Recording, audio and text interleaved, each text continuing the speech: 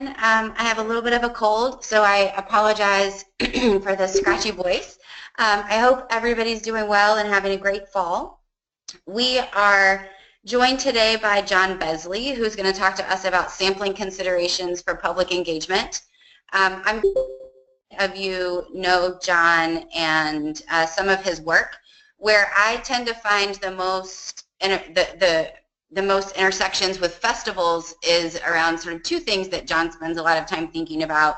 One is scientists and how and why they communicate with the public through events like our festivals. And then the other is John and his team publish the chapter of the NSF Indicators Report every public understanding of, is it science and engineering? I always get the name wrong. Oh, whoops, sorry. Emma, John is on mute, if you can unmute him. Okay, yeah. Oh, yeah, yes, there you are. Science and engineering. And so those two pieces of his work have been really helpful to me in the last couple of years. If any of you have ever thought about doing some polling of the public more generally, or people at your festival, some of the questions NSF Indicators Report are particularly helpful to think about in relation to that. Before I turn things over to John, I just want to give a little bit more of a roadmap of where he's going. Emma, if you could send us to the next slide. So the goal of the conversation today is going to be to learn about sampling strategies and how those apply to festival data collection. I sent a note to everybody yesterday saying, you know, please come prepared with questions that you have about the sampling procedures that we use, either as part of a ValFest or for some of the other work that you do in informal learning environments. If you didn't do that, then please jot them down now. John's going to present for about half of the time today and then open the floor for questions. What we're going to learn about in the first part is answers to these three questions. So why do we sample? Ways of making sure that everybody has the same kind of a chance of being selected to be part of the sample. And then sample size and considerations there.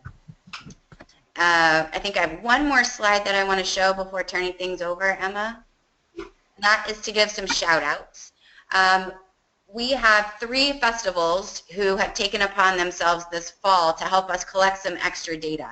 And so I wanted to give a shout out to the Science Festival of the Capital Region, to the Wisconsin Science Festival team, and to Celebrate Science Indiana. Each of those 3 groups has helped collect or will help to collect some additional engagement survey data.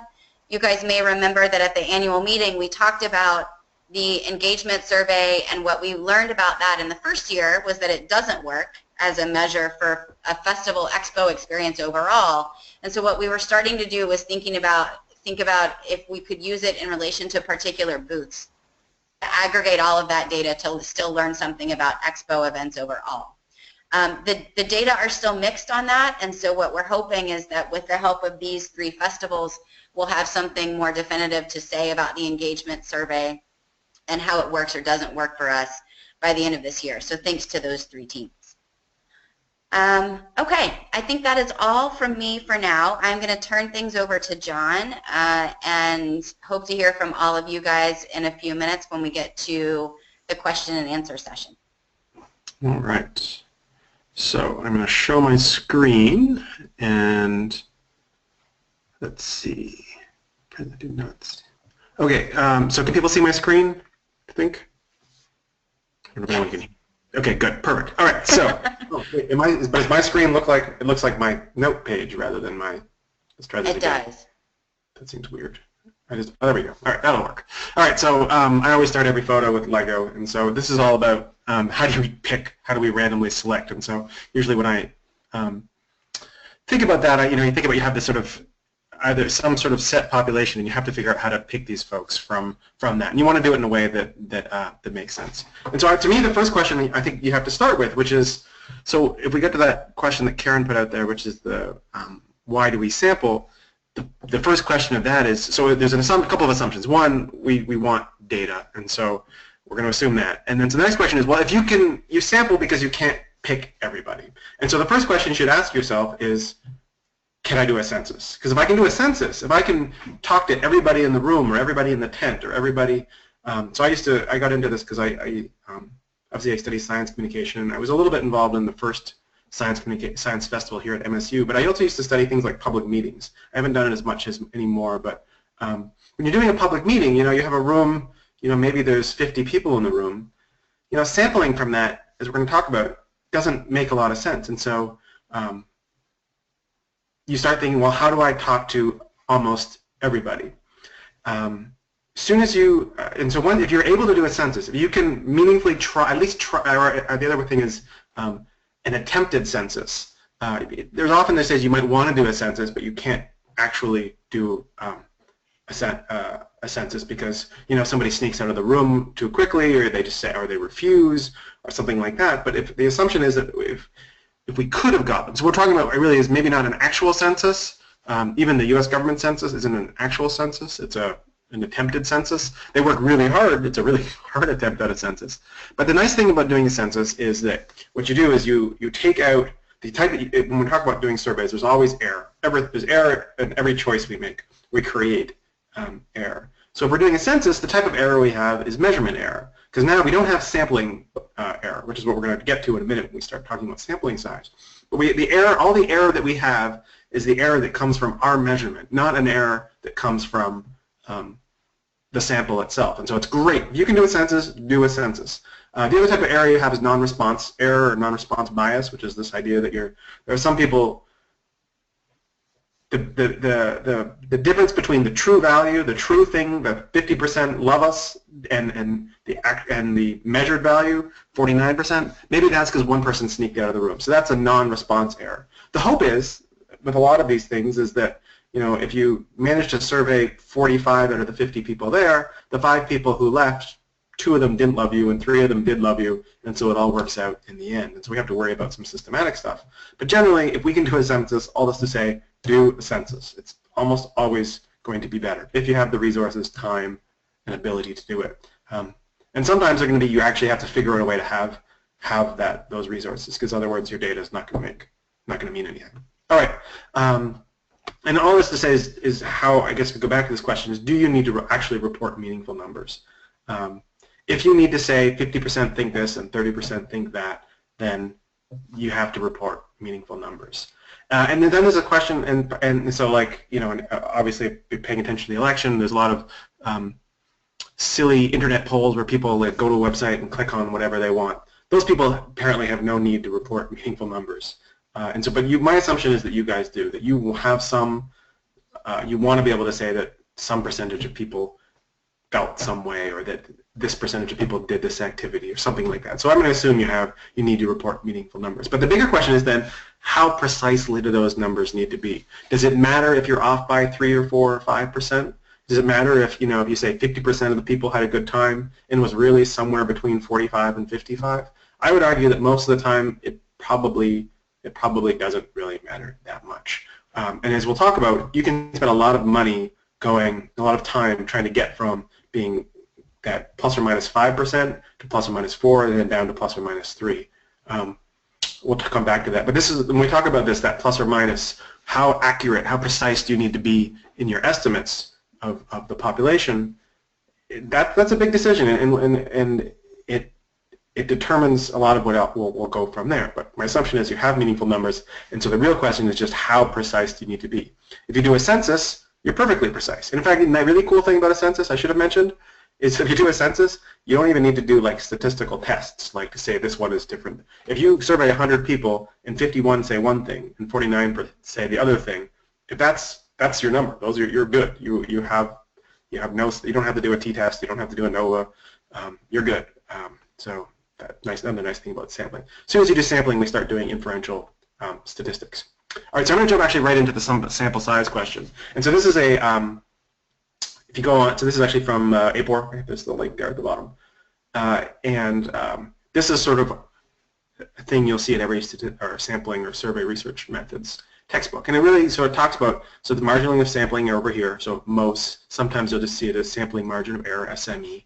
But nevertheless, so you're saying that if you, and this is the assumes a 95% confidence interval, which says, how correct do you want to be 19 times out of 20? If you did this survey 20 times, you're going to be relatively correct within 20 times. And this is only sampling error. And what it says is that anytime you're into a really, if you have, this is assuming a fairly large sample. So if you are in the 5,000, if you have, yeah, it assumes a relatively large sample. And so if you have 100 people, you're going to be plus or minus 10 people for the big sample. So if I went, so in East Lansing where I am, if I wanted to do a survey of what people thought about the education race, or in fact I do actually want to do a survey prior to our science festival about what people in East Lansing know or think about our science festival, and I only surveyed 100 people, and I found out that 50% had heard of it and 50% hadn't, but I only sampled 100 people. It could be anywhere from, it's a good chance, it could be somewhere between 40 and 60, which isn't super helpful. But so then there's a, well, can I survey 1,000? Well, it turns out if I get to 1,000, you can see we have this inflection point. And at about 1,000, you know, that's where we get to plus or minus 3%. What we don't have in here, as we actually guess we should have in here, we don't have the plus or minus 4% or plus or minus 5%. In fact, plus or minus 5% is about 400. Plus or minus 4% is about 600. But then here's the big thing. So that's right there at the inflection point. If you really want, if you want to be really precise, we go back to this question: is how precise do you want to be? You start having problems, because to get from plus or minus 3% to plus or minus 2%, you have to add almost 50, essentially 15. This really should be about 1,400, but 1,500 people. To get to plus or minus 5%, you need to double it again and get to 5,000 people, and then, you know, at that point, getting better than plus or minus 1% is essentially meaningless. You just can't do it. And so, you know, this is a little more precise. But I'm not sure. Let's try to show this. So in the practice, though, so Karen had asked me to think about this in terms of the size of your festivals, which some of them are small. I think in sort of the 5,000 person range, and some of them go up into the 50s and more sort of range. And so we'll do some sort of what we call it. We'll call it scenarios or some examples. And so what I do whenever I'm thinking about this, I go to one of these. I Google sample size calculator.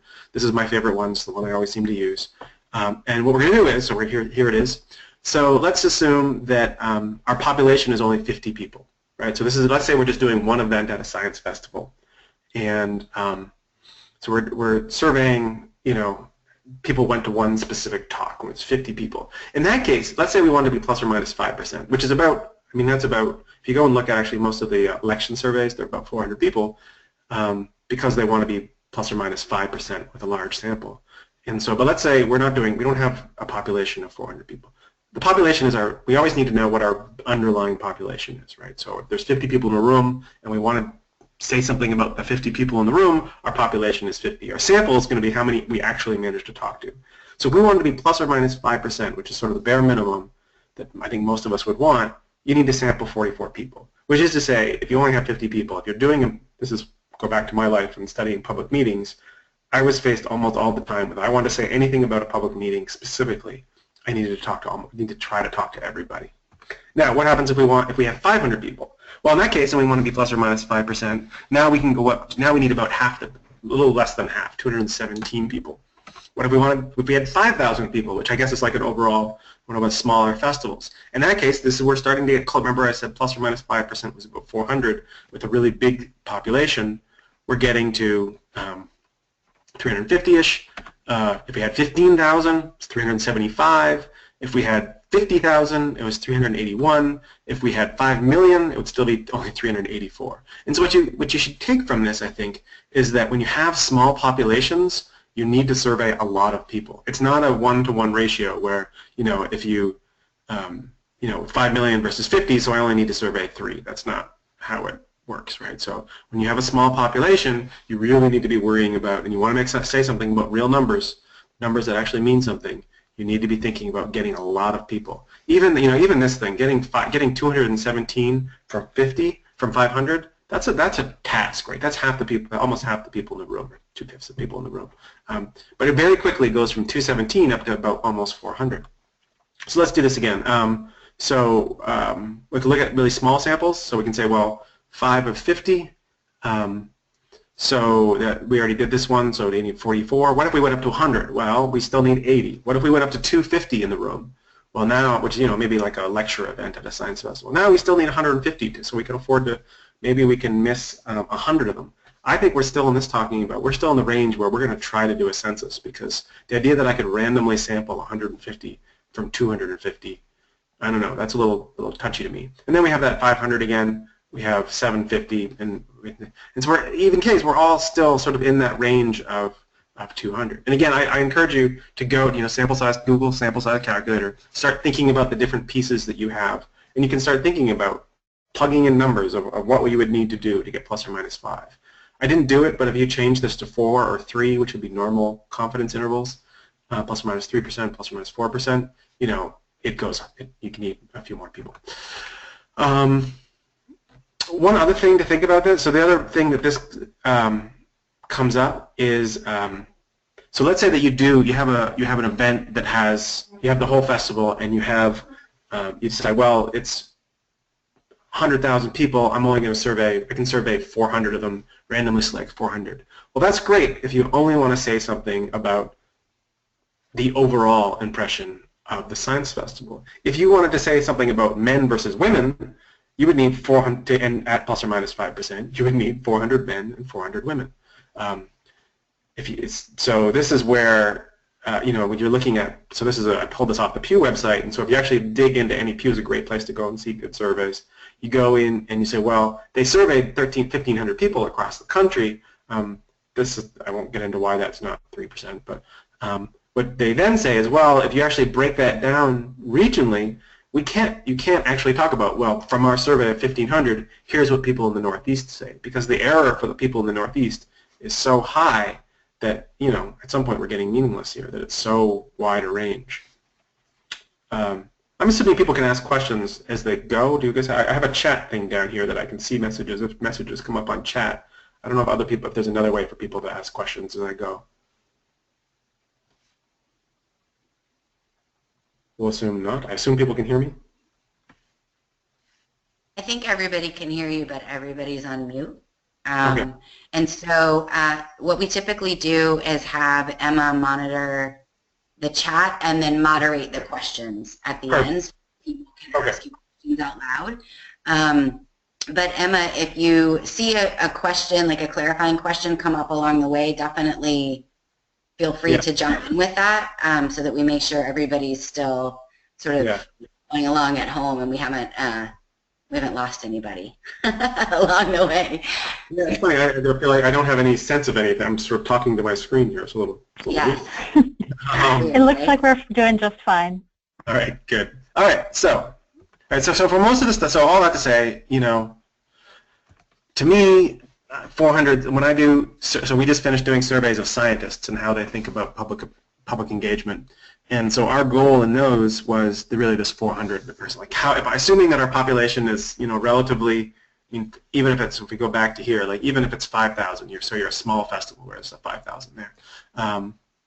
5,000, it's a small festival. 357 people. That means from a small festival of 357 people, 5,000 people, you need 357. If we assume then also that of those, if we manage to collect data from a tenth of the people, 357 people, some of that data is going to be junk. Somebody's going to have scribbled happy faces or potty words onto your thing because that's what people do.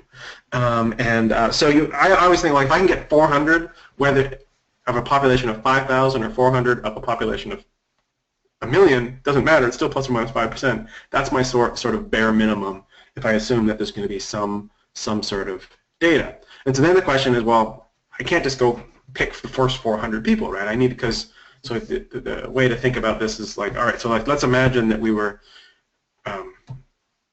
we were at a room full of people, and I took the first 400 people that came out of the room. Well, the first 400 people that came out of the room, they're systematically different than the 400 people who lingered. The people who were lingered have something about them that makes them lingered, and the people who were rush out have something about them that makes them rush out. And so, of course, we want to get an appropriate distribution of everybody, and so we want to randomly select from all of that. And so this is where we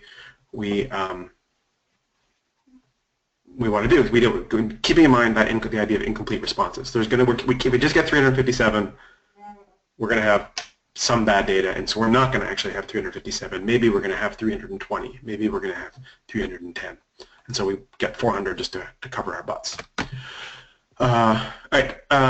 So then we have to think about what do we mean by randomly selected. I just talked about the idea of, the assumption with sort of probability theories is that, unless we randomly select people, we're going to get some sort of systematic bias. We're going to get too many of one group and not enough of another group. And so we really do mean, sometimes there's the other word we often use is probabilistically selected. So sometimes when you're doing a survey, there's a problem where somebody might have twice as much chance to get selected. So imagine that you have a list of emails, and like 999 people put in one email, and you have one person with 2 emails for somehow on that list. Well, that means that person had a double chance of being selected. Now, that might not be a problem if it's just one person, but there is a possibility that if you have a bunch of people like that, the people who are maybe, I don't know, if there's some reason to think that people have multiple emails are somehow systematically different than people who have single emails, they're more forgetful because they log into the system using a bunch of different emails or something. It can mess up your data, and so you want to make sure, really, we say randomly sampled, but what we really mean is probabilistically sampled. We want each person to have a relatively similar, within reason, chance of being selected. In other words, we create sampling bias. Another way, example I think that I used to use when I used to teach more research methods. So it used to be when people did household telephone surveys, for example, you'd call up a house and you randomly select a telephone number. The way they did that, right, is they randomly selected an exchange, the first 3 number of area code, randomly select an exchange, the next 3 numbers, and then they randomly select a number from that, the last 4 numbers, since we can randomly select phone numbers. That way you avoid the problem of having missing unlisted numbers. So that's what we used to do, as RDD, random digit dialing. Now, the problem was that wasn't enough though. So a couple things could happen. One, somebody that had 2 phones could be so when I was growing up, we had 2 phones. My dad was a doctor, so he was a coroner, so people would call us when somebody would die and he needed to be able to answer the phone. So we had one phone that was sort of more like the home business phone and one phone that wasn't. And so we were actually double probability of being selected for surveys. That could be a problem. But the bigger problem was when you call somebody's home, if you just survey the person who answers, what ends up happening is you systematically bias your sample towards people who have a tendency to answer the phone, or which may be a proximity thing. So if the phone's in the kitchen, maybe you get whoever does the cooking, which historically might have been women, and so you get an oversample of women. And so what they did was and I always thought that this is a fun thing in methods class, was just like, all right, so come up with some method to randomly select people within a home.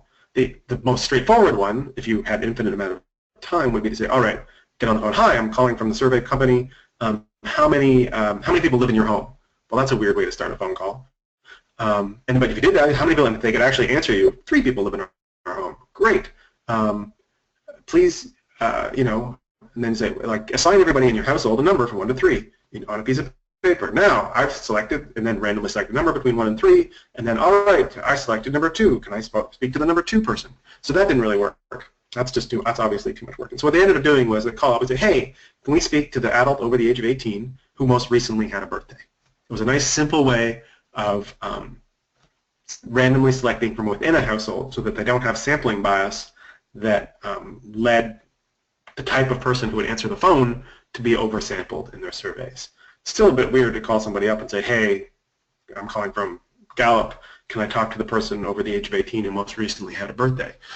But it's better than some other, and the assumption here is that birthdays are essentially randomly distributed throughout the year. And so we can use that as a proxy for a randomization. All right, so all that's sort of the background of all this. So you guys use, as I understand it, I had a good chat with Karen, and you guys use intercept sampling. And so there's lots of great, and so I want to talk a little bit about intercept sampling in the context of all the stuff we just talked about. So why do we choose intercept sampling? Well, so there are other ways that we haven't talked about sampling. So we talked about random digit dialing for old phone surveys. The other way that people would do it is that, so we can do what's called systematic sampling. And so if you imagine you have a phone book, so I was doing this one project where I had my students doing surveys, and I didn't have access to a random digit dialer. So what I would say is, all right, your phone book has 357 pages. All right, so I want you to randomly select them, and you can go on a line and pick a random number generator, random.org, and pick a page, pick a number between 1 and 357. So then you get a page of a whole bunch of phone numbers, and now I want you to randomly select. I knew how many numbers there were on a page. So let's say there's 300 numbers on a page. Randomly select a number between 1 and 300, and then so you randomly select a page. Then you randomly select a number off the page. Of course, you're missing people who have unlisted phone numbers here. Nevertheless, it sort of works. But it's just the point of it is it's systematic, and so you have a known probability of selecting anybody within the survey. And when you publish that, you say, "Here's what I did," and you justify it. This perfect in any of this. It's all about being able to justify it. And so the nice thing about internet sampling is it's systematic. It's because you have a set of rules, so you can say, here's how we did it. Systematic's great for science because, of course, it means it's replicable in general. The other big thing is that it forces you to make a choice. The danger with systematic sampling is that people will only survey the people who they think look approachable. And so it's scary, if there's a big, bald dude with glasses, very professory looking, then maybe people are afraid to go and sample that guy because I'm super afraid. Or maybe there's a guy with a big beard, or maybe somebody's afraid of women, or I don't know, whatever it is. The nice thing about intercept sampling, if you're doing it right, you have a rule. You will talk to every fifth person who crosses that line. This line, imaginary line in the sand, or line in dirt or in the room, comes through that door. You're going to talk to every fifth person. So it's good in that sense, and so it gives you and we use internet sampling in malls and that sort of stuff. The trick is, there are some limitations to it too, because so let's imagine that we go back to that first example we talked about. We have a room of 50 people who are watching some sort of science demonstration. If we only take every fifth person, and we only had 50, that means we only get one of every 10. Other problem is, of course, they all leave at the same time, and so you can't, unless you have 10 interviewers, you can't intercept them, enough of them very quickly. And so systematic intercept sampling doesn't really work when you're dealing with a situation where people are all moving in herds or moving all at the same time, where you have to get a bunch of people. Typically, it was used at malls because you'd spend the whole day there doing sampling, and so you're sampling with people recycling and circling, and so that makes a lot of sense. The other part about that is, and so that's limited one time. It's also, of course, obviously, I know people don't like to do. It's when you're training your interceptors. You have to train them how to be a little bit rude, how to be nicely rude. Like, hi, I'm going to interrupt you and now spend 5 minutes getting you to fill out this survey. And so, depending on what's happening, it can really interrupt the flow of what's going on, and so it can seem a bit obnoxious. And of course, so then the idea is like, well, how? Because again, research is all about choices. Sampling is all about choices, and so we have to think about other things. So other bad things, intercept sampling. So you have to decide where your point is. So if it's going through a door, is it going through the door one way or coming out? Presumably, it's going to be coming out because you want to get people after they've done something. And so you have to find a place where, or multiple places. You don't have to just do one place, where people get most people, and where you can, in fact, meaningfully talk to them once they're done. Of course, now the interrupt flow intrusive, the other problem with that now is, like, they're done for the day, their kids are about to melt down, and you're going to stop them on the way to the car. But that's what you have to do. This is the thing. This is the cost of data quality. Yes, you do have to stop them on the way to the car, or stop them on the way out of the tent into the cold, which is to say how much exposure is needed. So how do we know if we're in the mall context, people typically weren't doing, where intercept sampling emerges or comes out of, you're not necessarily surveying people about an event. It's about some topic that might be relevant to the mall. Maybe it's a consumer product type of thing or something like that. But in this case, we actually, in the science festival stuff, the assumption is that you want to get people's experience with the science festival. And so you have to decide, like, well, when, this is partly about where you put it, but it's also about when. Do you have it at the end, closer to the end of the day and not do it for the first half hour? That's a real trick. And the other big thing is, how do you handle groups? If you're saying you're taking every fifth person, well, what if people go through in a bunch? How do you decide which is the fifth person? Again, this is where you start making rules. I'm going to take, if there's 5, I'm going to make do what essentially a server does at a restaurant. They assign everybody a number around the table, and then you can randomly select somebody from 5. And maybe you do it systematically. The first time that happens to you, take 1. Next time you take 2. Next time you take 3. This can happen with parents. So it's just like the home phone problem. You don't want to make sure that you're just surveying moms or you're just surveying dads. If you're assuming that we're having kids. Sampling, I'm not talking today about sampling kids. That's a whole different thing. Frankly, I don't know that you should be doing, if you're doing a survey of young people, that's a whole different task in terms of the instrument you want to use. And I don't think a survey of adults is not a survey of kids. It's just a different methods altogether. I think sampling concepts are similar, but it's different. But anyway, so if you have a family unit that you're trying to sample, you want to make sure that you're not always talking to mom. You're not always talking to dad. If you can do it, or then you have to talk about, well, what is my unit of analysis or unit of measurement? And so if your unit of measurement is the individual and you're doing censuses, then that means you want to survey both mom and dad.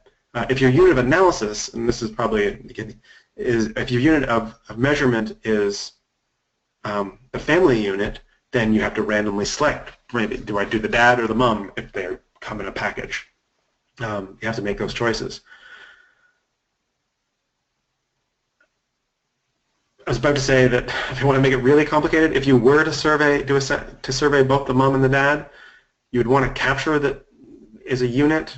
Well, it gets in it because now their observations aren't they're correlated, which is sort of assumed that they're not. It's a whole different problem of sampling, and so we won't get into that. That's a bit painful, but yeah, I mean, I think that's you have to make those choices. Other big choices I think you guys have to make, and that's worth talking about, is how do you combine across events, especially given that some events are bigger and some events are smaller, especially since they're just different. And other things, people may go to multiple events, and so do you survey people based on the event they went to, which means that the same person could, if they went to 2 events, be sampled twice. You might do that. That might make sense because you're trying to evaluate, if you're involved and you want to well, should we do this event again next year, that event next year, or how do people perceive specific things, then maybe it makes sense to survey people after multiple times for multiple activities. On the other hand, if you're trying to get an overall assessment, that becomes a problem because now you're overweighting somebody who goes to multiple events. They're going to get sampled twice. And so I love the idea of I'm a data point thing where you give people some sort of sticker. We at South Carolina, Michigan State, we gave people a green bracelet, though I don't know they always wore them. The sticker's probably a better idea. And I love that I'm a data point bit. Stickers, yeah, you guys haven't talked about that. It's a cool idea. Yeah, but you have to have some sort of conversation about how do you combine across events. Do you wait? It gets complicated. Other thing is, how do you deal with refusals? The one thing I want to say is that you want to track them because you want to be, if you're writing this up and reporting it, you want to say, hey, we approached 600 people, 550 of them were willing to talk to us. It's just the kind of thing people want to know. That's the response rate for telephone surveys, for example. Ideally, whenever you're talking about numbers, you talk about 2 things. You talk about how many people you sampled and how many people were there, and then you can talk about, because the margin of sampling error essentially is connected to the sample size with the population combined. All right, so I think that's a good chunk of time. I've talked for long enough, and I think the discussion bit, I'd love to hear what people are curious about and talk through some of that stuff. So I will stop there and invite questions. All right, I'm gonna give Emma a second or two to start fielding questions by asking you one of my own. So this, for me, is super helpful. I think I mentioned to you the other day when we talked that every single year that there is a new advisor on our advisory board for the festival, that advisor inevitably asks me, you know, what claims we can make from a sample size of 2,000 when we have 400,000 people that the festival claims to have served. And so this curve and knowing the plus or minus 4 is very helpful. But I could see a follow-up question from them. So the plus or minus makes sense when you're talking about, you know, one number, the number of people who said they had an excellent time at the festival. Sure. But what we tend to report are means on a 5-point scale. Perfect. So how do we think about interpreting a mean score in relation to this plus or minus point system?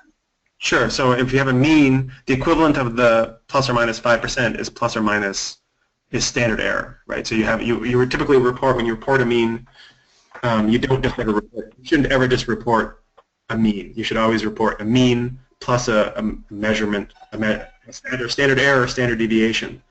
And so, you know, when you have a mean of 3.5, there might be a standard error of plus or minus, if you did 500 people, there might be a plus or minus of 0.4-ish. And so, yeah, so like when I have a mean and it says 5.2, so I'm using 7-point scales office. I'm trying to think if I have any that I can pull up here really quickly. Let's see, what paper am I working on right now? I think that's nobody talk about the data I'm about to show you. This data isn't. Let's see here. If we go down here, did I do standard errors? I did standard deviations, but so we don't have standard errors there. But yeah, I mean, so the equivalent of plus or minus 5% in a sort of a percentage-wise is what's the standard error, and so you should report both.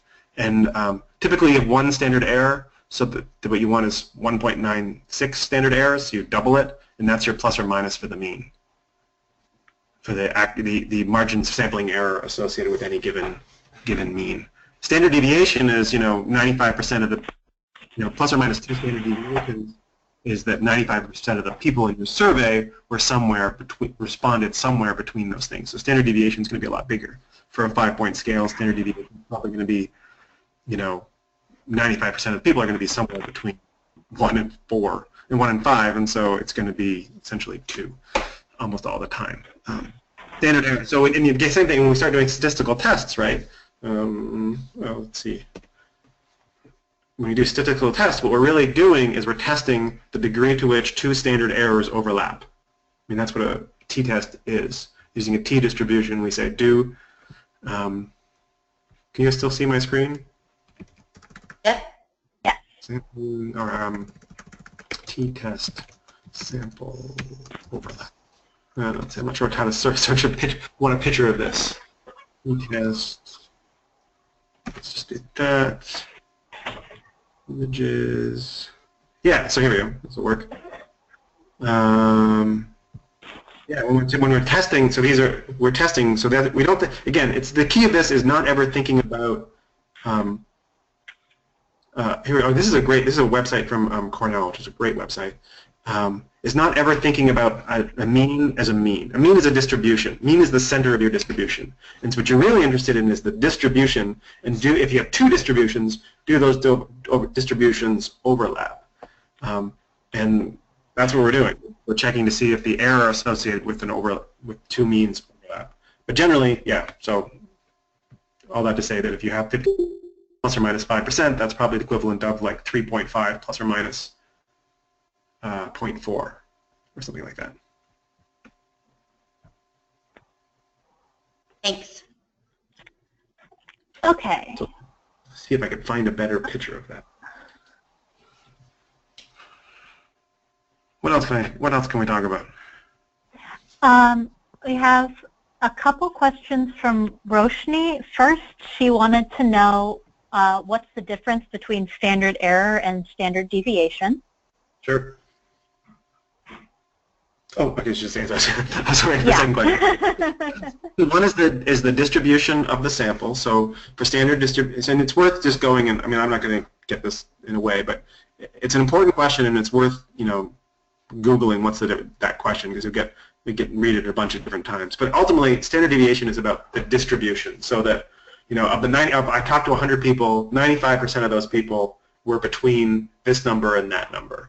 So it gives you, what you're looking for there is you know, sometimes you can find people who are outside of the, like, plus or minus 2 standard, yeah, 2 SDs,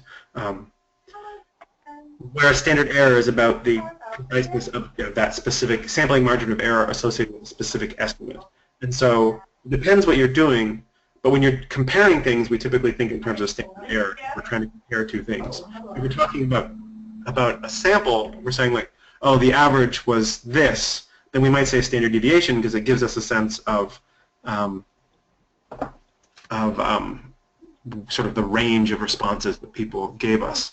Now, you know, with the problem is with 5-unit scales, their standard deviation is essentially the whole thing. Standard deviation makes a lot more sense when you're dealing with like real numbers, you know, between 1 in 100 or 1 in 100,000, because you sort of get a sense of, you know, how far people are from the mean on average. Standard error to me makes a lot more sense when we're dealing with smaller numbers and we want to know how precise something is based on sampling size. And of course, they're related. Let's see, somewhere here is the equation here for, there's an equation, and so, but they're related because the bigger your standard error, the more standard deviation you're going to have, and vice versa. Yeah, anyways, you can here's this website is you can go through that, and this is for the t-test, but it talks about what you're really dealing with these curves are the measures of distribution or dispersion. I don't know if that helps, but it's weird. If you should, it's something that it's worth spending some time reading about because it is important. I think, yeah, it's important.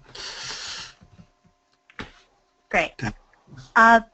Another question from Roshni is, in part of our evaluator instructions, we sample every 5th person at the festival. So does this influence the sampling, and is every 5th person rule accurate, in your opinion? Well, so it's a perfectly good rule if you're doing it right, and you can get enough people. You still need to get, so every 5th person works great if you can make sure that you're going to get up to at least 400 people, assuming a certain size. If that's true, that's good.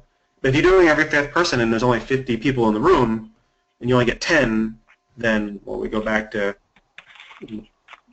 that wouldn't work anymore. And so it's only an appropriate approach if you're dealing with a relatively large population where you can get every 5th person gets up to 400 people, or if it's 500 people, it gets up to 220 people.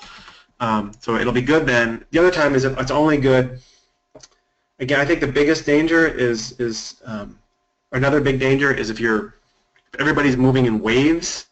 It makes it really hard because you're not going to be able. So there's every 5th person, and there's every 5th person after I finish sampling the last person. So imagine that 10 people go by. You have two people doing surveys, and 20 people go by, and so they can get 2 of those 20 people, and then they finish that, and then they get the next. They count to 5 and take the next person.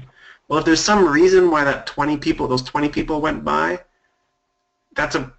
there's something about it that if that was because something just let out or if something just happened, well now, who are these stragglers? Now you're not randomly sampling from the population, you're taking a couple people, you're taking stragglers now. And so the assumption is if you're doing cluster every 5th person, it's some sort of continuous flow of people, and that you have, yeah, it's some sort of continuous flow of people. And so it could be good, it could be a great systematic, it's a systematic way people have come up with to make sure that they don't pick people because they look nice or because they want to survey that person. They pick them systematically. The problem is if the system is, there's other ways that system can be messed up, and so you have to ask yourself, is it work? So I think it works really well. For example, if you have a festival tent or a festival. I was trying to remember if it wasn't a tent, it'd be like a room where all the people are, and people are leaving and coming in a relatively steady state at some point in the day, and you can take every 5th person for a while. Presumably leaving because you want to get people after they've sort of had the experience. That can work pretty well. The other way that you can do this, and so you can do this too, and there's other way, but the idea, there's other ways to do this, a similar sort of thing, right? You can, I mean, if you want to get really funny, you could make a map of your room. You could randomly select a coordinate, like a map with coordinates of your room. You could at any given point, you could randomly select a coordinate, go to that coordinate, and take the first person that is close, the person closest to that coordinate, for example. There's other ways we could come up with systematic sampling. Every fifth person is just it's a simple one. It has its nice bits, but it only works in prescribed situations. I think a lot of festival cases, though, it will work. The other thing, though, when we did ours at Michigan State, South Carolina. Still 4 years ago, I still keep saying South Carolina. At Michigan State, we found that we were trying to do every fifth person, but then our folks were sort of standing around, and we realized we could do a census. There was only 3 or maybe there was only 100 people in the space, 100 people in the space at a time. We could pretty much get everyone if we had those. If we could figure out who we talked to already, we could, over the course of an afternoon, pretty much get to everybody. That wouldn't be true, if you're dealing with the DC Festival or some of the really big ones, but that is possible. I wanted to jump in and say something too. So Roshni and I had the chance to talk earlier this week as part of another group, and we talked about using different sampling strategies based on the event type in a way that I think was informed by our conversation last week, John. So Roshni's festival has some workshops where people are in the room for 2 hours doing something with a scientist. And so we talked about shifting to a census model, sort of paper surveys under seats for that environment. But when they were out on the expo floor and collecting data with the iPads, to stick with the every fifth person rule. And that has certainly happened across some of the festivals in the last year. We also have a couple of you out there who did exactly what John just described doing in Michigan, where people realized that they actually had enough field researchers and they had the I'm a data point stickers and they could cover everybody. And so they shifted gears and did more of a census approach even with the iPads because of the number of field researchers to number of attendees that they had access to at the moment. And so thinking about mixing and matching depending on the exact situation you're in is perfectly advisable, especially now that we know some of these sort of strategies and tips to think about. The other thing that when you're doing that, though, the other big thing would be to make sure that you're keeping good data on for any given person, which type of data they are, right? And so if you have, let's say that you collect data from 20 sort of closed room events and then festival store stuff, you want to make sure that you know the 20 for room 1 and let's say there's 50 people in each of those 20 rooms, that you have a variable in your data set that says, these 50, for each of those individuals, this person was room 1 time 1, room 1 time 1, and this person was room 2 time 1, room 2 time 1. And so that each person, you know exactly which type of sampling was used for that person. I just turned off my web. I was being slow. My data was slowing down.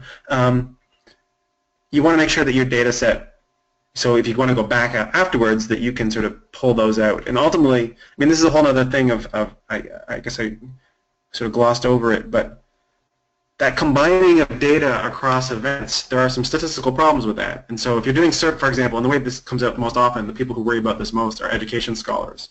Because if you're doing a survey, and you survey, if there's 20 classrooms in a school, you have multiple levels. You have 20, if you have the data of individual students, but you also have, you might want to look at the data by classroom. If you do 20 schools, you might want to look at it school-based. And so there are you violate a statistical assumption if you don't.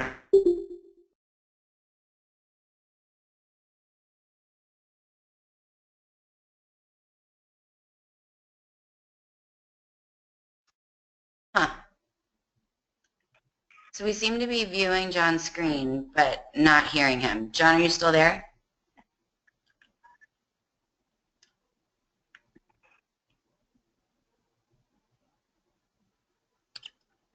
It says that he is currently offline on my screen. Sorry about that, guys. He has had some data issues at his home currently. Okay. Let's go ahead.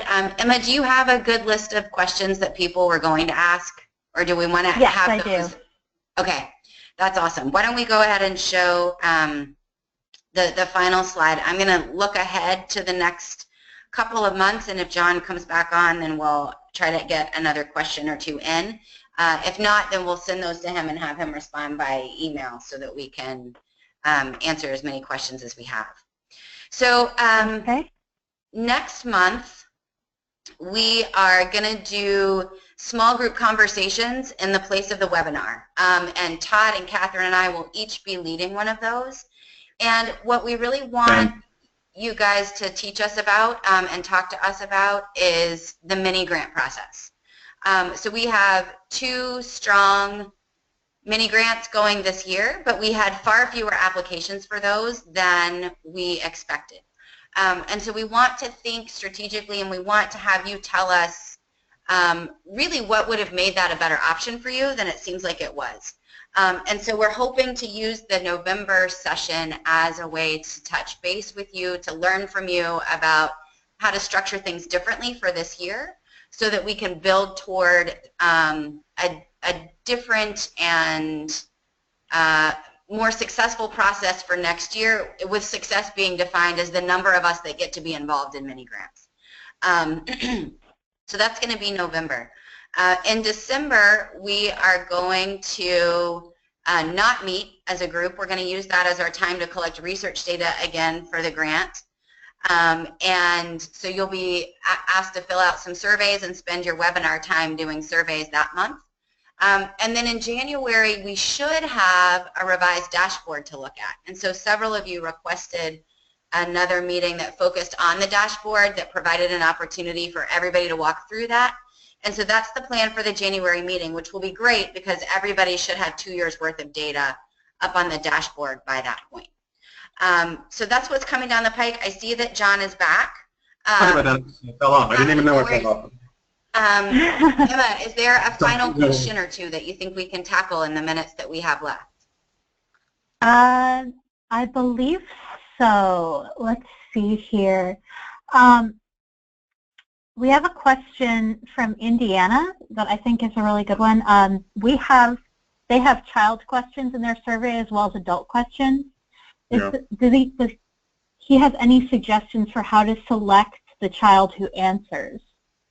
And when participants are in family groups, is sampling every 5th group accurate or correct? Again, so in terms of is it accurate or correct, it depends on, it's systematic. And it is, if you can systematically get to a reasonable proportion of the population, which is to say probably 400 people, it's probably fine. And then, again, you have to ask yourself, is the way anytime you're doing it, the general thing is there some reason based on the way that I've just done this that some groups have a bigger chance of being selected than others? And that's the core question. If the answer is yes, you got to find some, you either have to suck it up and say your data's not as good as it could be, or you have to find some way to get to that. And so, so the family group, if you were actually counting family groups, like 1, 2, 3, 4, 5, and took the 5th family group and then randomly selected from within that family group, I suppose that would mean that it would change a little bit the data. So a person in a small family group would have a lesser probability of, a person in a large family group would have a lesser probability of being selected, and that could be a problem. It might be justifiable, but you'd have to describe that, and you'd have to explain why you thought that was meaningful. All of this stuff, this stuff is just about justifying what you've done. Same thing if you randomly selected a family group and then you want to randomly select somebody from within that, then I think that's what you might use the most recent birthday. Again, it's what systematic process can I use to make sure that I don't pick the youngest or the oldest, or pick the one who's the kid who's most chatty, or who's most out. You want to not do this. You want to have some sort of clean process. Again, most recent birthday seems reasonable in this case for picking who you talk to. In fact, the most recent birthday thing would work for parent groups too. Like if you have to choose between 2 parents. The the most recent birthday thing is, I love it. I can't remember when I first heard of it, but it works for so many things. But the kids, statistically, there's no reason. It's kids versus adults isn't a sampling problem. That's more of a measurement problem. And so that's about how you design your questions and stuff. If there's a different thing, well, I don't know. If you want to then pair data between the adult and the kid, that gets a whole other level of complication. Paired data is interesting, and I would get a stats consultant if I was going to try to do that. But the rule, again, the core of it is systematic. Are you being systematic in getting enough people? And that people have a relatively reasonable chance of being selected after having been exposed to whatever it is you're exposing them to in a meaningful way. If you can manage all those things, it's just a matter of justifying what you did. And it's also about, and so I would also say that the part of it is talking it through, because you may not see the reason why. Like, you may think, yeah, no, this will work, and then somebody's like, well, that means you're going to get only moms, or you're only going to get dads. So you have to share it with people in advance and think through, like, are we really randomly getting people in a probabilistic way? Can we get enough people that way without biasing our sample to more men, more attractive people, more people who are just standing around? Yeah, that's the discussion that you have to make sure that it works. But there's nothing perfect. There's everything. You're going to mess it up in some way. It's just what way and what's the least way you can mess it up. And that's just the nature of sampling. There's no perfect survey. There are censuses, but even a census, now you're messing up because of measurement. You can't ask people every question, and so even a census isn't perfect because of measurement error. And so every choice you make, you might limit a source of error to as minimal, but we're adding error because we're human, and that's what we do. Great.